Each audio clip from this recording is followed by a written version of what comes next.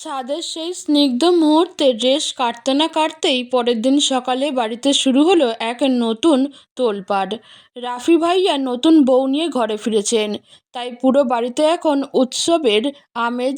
কিন্তু রূপকথার জন্য সকালটা মোটেও সুখবর ছিল না।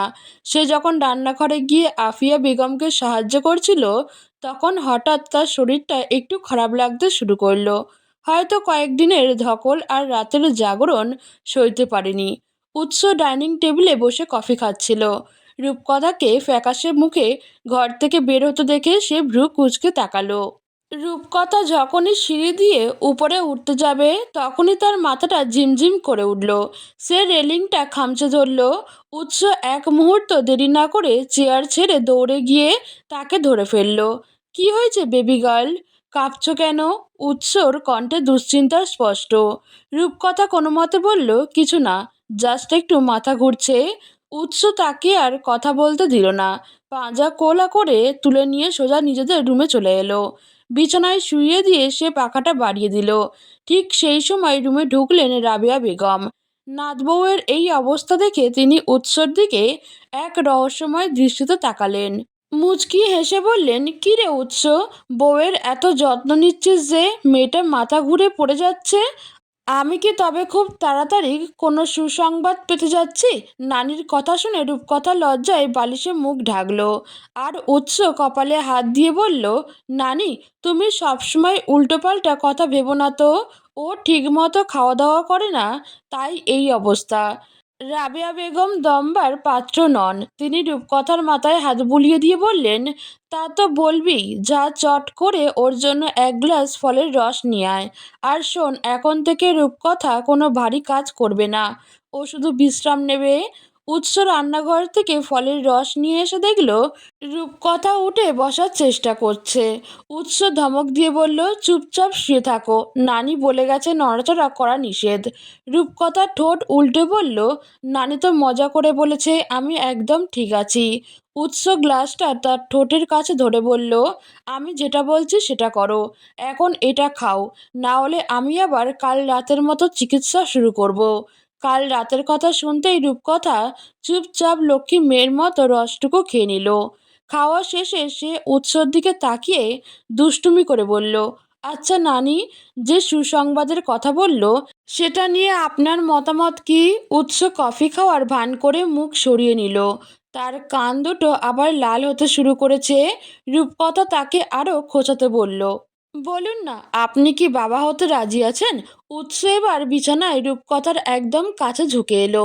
তার চোখের মণিতে এক দুষ্টু আভা। সে নিচু স্বরে বলল, বাবা হতে তো আপত্তি নেই, কিন্তু মা হওয়ার জন্য যে প্রস্তুতি দরকার, সেটা কি তোমার আছে? কাল রাতে তো একটুতেই ও মা গো বলেই চিল্লিয়েছিলে। রূপকথা এবার থতমত খেয়ে গেল। বালিশ দিয়ে উৎসকে মারতে মারতে বলল, আপনি খুব পচা, সবসময় এই দুর্ঘটনার কথা মনে করিয়ে দেন কেন? উৎস বালিশটা কেড়ে নিয়ে রূপকথার দুই হাত আটকে ফেলল। দুর্ঘটনার না বেবি গার্ল, ওটা ছিল একটা মিষ্টি মুহূর্ত। আর শোনো, নানি যখন আশা করেছে, তখন তো আমাদের একটু সিরিয়াসলি ভাবা উচিত, তাই না? তাদের এই খুনসুটির মাঝেই হঠাৎ দরজায় রিঙ্কির আওয়াজ পাওয়া গেল। ভাইয়া, ও ভাইয়া, তাড়াতাড়ি নিচে এসো। মেজো ভাইয়া আর নতুন ভাবি মিলে রান্নার কম্পিটিশন করছে, তোমাদের জাজ করতে হবে। উৎস রূপকথার নাক টেনে দিয়ে বলল, চলো জাজ হতে যাই। তবে মনে রেখো, রুমে ফিরলে কিন্তু জুরি বোর্ড শুধু আমার আর তোমার হবে। নিচে নামতেই দেখা গেল এলাহি কাণ্ড। রাফি ভাইয়া অ্যাপ্রন পরে হাতা খুন্তি নিয়ে লড়ছেন, আর নতুন ভাবি মুচকি হেসে তাকে টিপস দিচ্ছেন। উৎস আর রূপকথা পাশাপাশি বসে তাদের এই লড়াই দেখছিল। মিতু এসে রূপকথাকে বলল, ভাবি, ভাইয়া তো আজ তোমাকে এক মুহূর্ত চোখের আড়াল হতে দিচ্ছে না।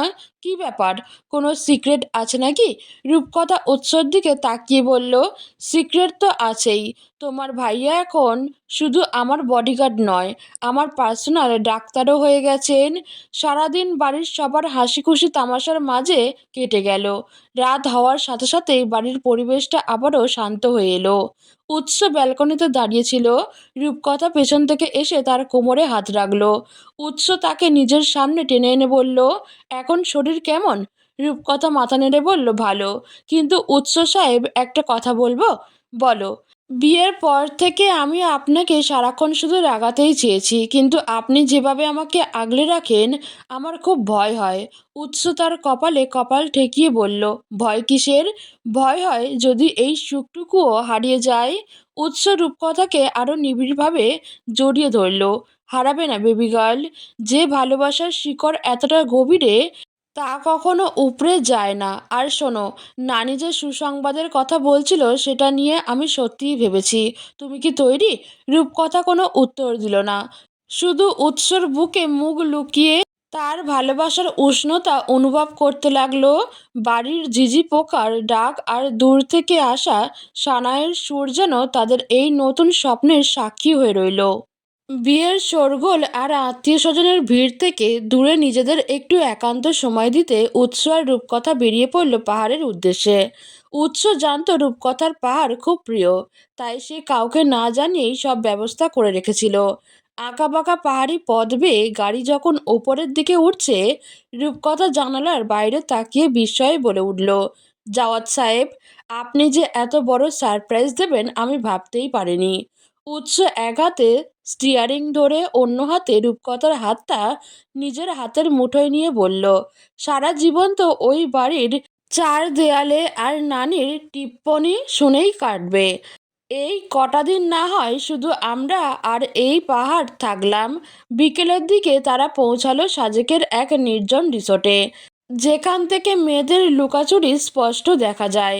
রুমে ঢুকেই রূপকথা দৌড়ে বারান্দায় চলে গেল। নিচে চুলোর মতো মেঘেদের মেলা দেখে সে আনন্দে আত্মহারা। উৎস পেছন থেকে এসে তাকে জড়িয়ে ধরল। পাহাড়ি ঠান্ডা হাওয়ায় রূপকথা শিউরে উঠল। উৎস তার কানের কাছে ফিসফিস করে বলল, এখন তো আর নানি নেই যে চিল্লাচিল্লি করলে বকা দেবে। এখন একদম খোলা আকাশ, তুমি চাইলে ডানা মেলে উঠতে পারো। রূপকথা ঘুরে দাঁড়িয়ে উৎসর গলার দুপাশে হাত রেখে বলল, উড়ব তো বটেই, কিন্তু আপনার ডানা হয়ে। আচ্ছা, এখানেও কি আপনি ওই লাল পানির ব্যবস্থা করেছেন নাকি? উৎস হেসে ফেলল, না রে বাবা, ওই অভিজ্ঞতা একবারই যথেষ্ট।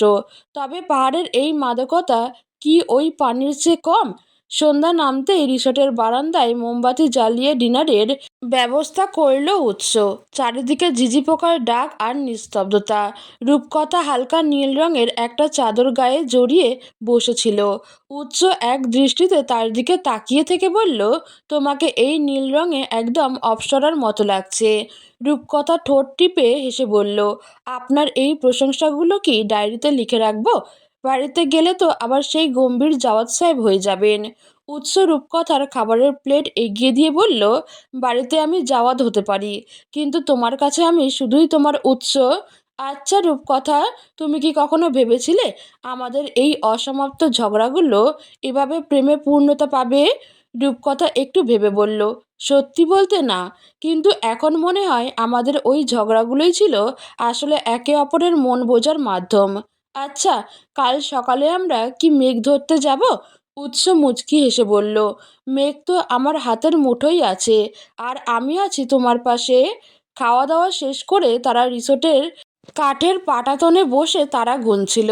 পাহাড়ে রাত বাড়ে খুব দ্রুত, ঠান্ডাও বাড়তে শুরু করেছে। রূপকথা উৎসর কাঁধে মাথা রেখে বলল, জাওয়াত সাহেব একটা গান শোনাবেন?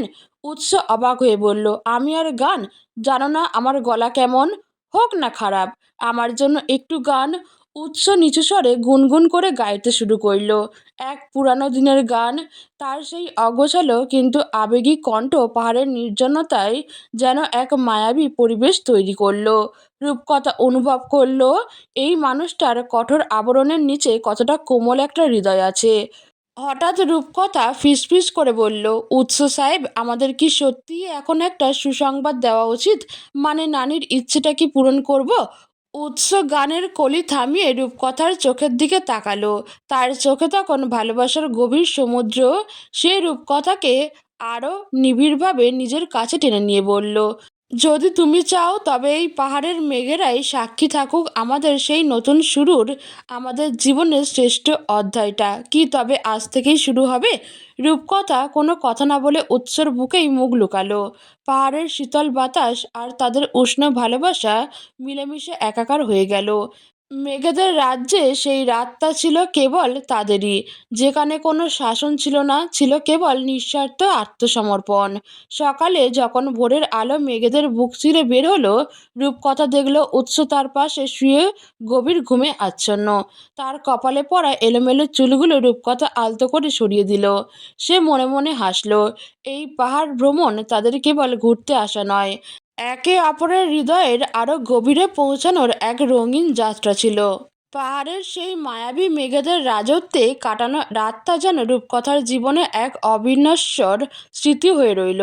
পরদিন ভোরে যখন সাজেকের উপত্যকায় সূর্য তার সোনালি আভা ছড়িয়ে দিল, রূপকথা আলতো করে উৎসর ঘুমন্ত মুখে হাত বুলালো। উৎস ঘুমের ঘোরেই রূপকথাকে নিজের বুকের মাঝে আরো নিবিড়ভাবে টেনে নিল। পাহাড়ি ঠান্ডার মাঝে উৎসর দেহের এই উষ্ণতা যেন এক পৃথিবীর প্রশান্তি। কিন্তু এই সুখের মাঝেই হঠাৎ এক অদ্ভুত কাণ্ড ঘটল। রূপের দরজায় প্রচণ্ড জোরে ধাক্কা পড়ল। উৎস ধরপড় করে উঠে বসল। রূপকথাও ভয় পেয়ে উৎসর শার্টের হাতা খামচে ধরল। উৎস দরজা খুলতেই দেখল রিসোর্টের ম্যানেজার হন্তদন্ত হয়ে দাঁড়িয়ে আছে। লোকটার চোখে মুখে আতঙ্ক। সে কাঁপা গলায় বলল, স্যার, এখনই চেক আউট করতে হবে। পাহাড়ের নিচে ধস নেমেছে, রাস্তা বন্ধ হওয়ার উপক্রম। আপনারা এখনই না বেরোলে হয়তো কয়েকদিন এখানে আটকা পড়ে যাবেন। উৎসর কপালে চিন্তার ভাঁজ পড়ল। সে দ্রুত রূপকথাকে বলল তৈরি হয়ে নিতে। রূপকথা যেন বুঝে উঠতে পারছিল না কি হচ্ছে। যে পাহাড় তাকে আকাশ ছোঁয়া আনন্দ দিচ্ছিল, সেই পাহাড়ই এখন তাকে বন্দি করার হুমকি দিচ্ছে। দ্রুত ব্যাগ গুছিয়ে তারা যখন গাড়িতে উঠল, মেঘের আস্তরণ তখন আরও ঘন হয়েছে। আঁকাবাঁকা পথ বেয়ে উৎস গাড়ি নামাতে শুরু করলো। রূপকথা লক্ষ্য করলো উৎসর হাত কাঁপছে। উৎস সাহেব তো এমন হওয়ার কথা নয়, সে তো সবসময় পাথরের মতো অটল। রূপকথা উৎসর কাঁধে হাত রেখে বলল, কি হয়েছে জাওয়াত সাহেব, আপনি ঘামছেন কেন? উৎস কোনো উত্তর দিল না। হঠাৎ একটা প্রচণ্ড শব্দ হলো। রাস্তার এক পাশ থেকে বিশাল একটা পাথরের চাই তাদের গাড়ির সামনে এসে পড়ল। উৎস সজোরে ব্রেক কষল। গাড়িটা অল্পের জন্য খাদে পড়া থেকে বেঁচে গেল, কিন্তু সামনে যাওয়ার আর কোনো পথ নেই। উৎস গাড়ি থেকে নেমে পাহাড়ের দিকে তাকালো।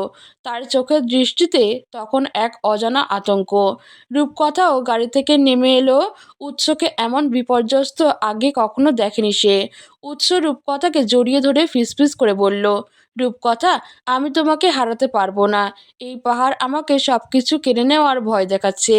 রূপকথা অবাক হয়ে জিজ্ঞেস করলো, সব কিছু মানে? আপনি এমন করছেন কেন?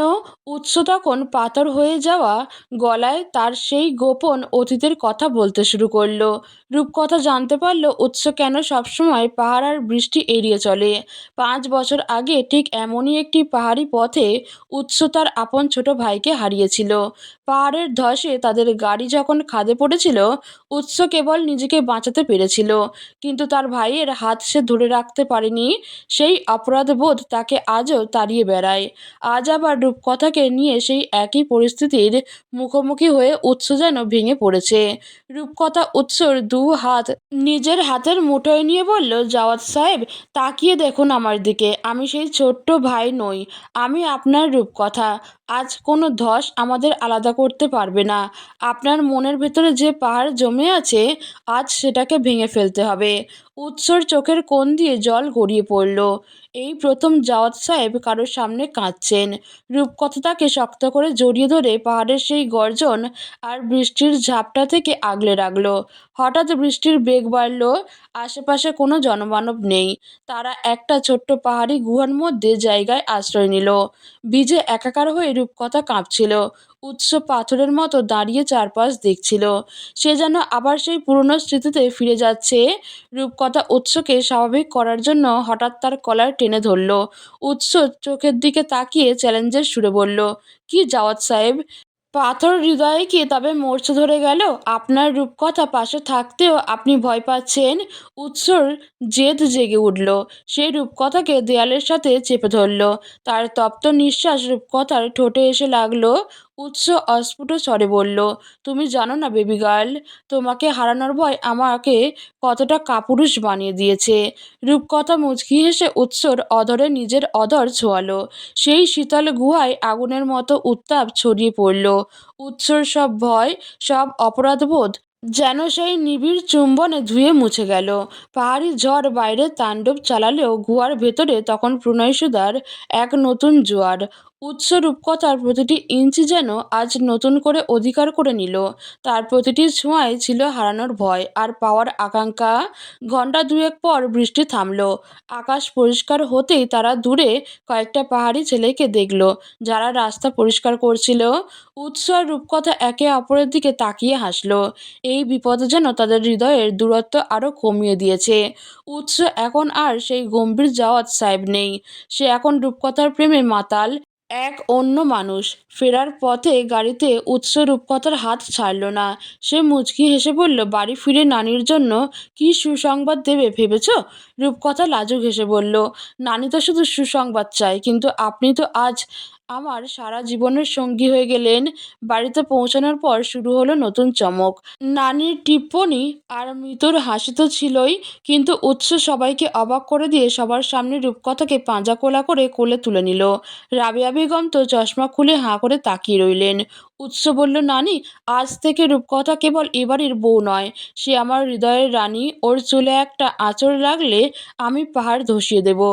রাত বাড়ার সাথে সাথে বাড়ির কোলাহল কমল। উৎস আর রূপকথা তাদের রুমে গেল। জানালার ওপাশে চাঁদের আলো। রূপকথা বিছানায় বসেছিল। উৎস পেছন থেকে এসে ওর চুলে মুখ গুজল।